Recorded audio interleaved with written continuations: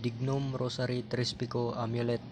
Ito ay nagagamit bilang pangkalahatang proteksyon sa lahat ng klaseng malalang aksidente na maaaring ikamatay ng tao. Taglay nito ang pamigil putok sa mga bala ng mga baril at proteksyon sa mga patalim para hindi tablan sa panahon ng may maminsala. Proteksyon din sa kulam, barang, sumpa, usog, bati, tigalpo, palipad hangin at iba pang mga espiritual na atake. Kasama na ang mga sumpa at proteksyon din ito sa mga bad spirits, aswang, demonyo at iba pang mga nilalang na hindi nakikita ng ordinaryong mata ng tao.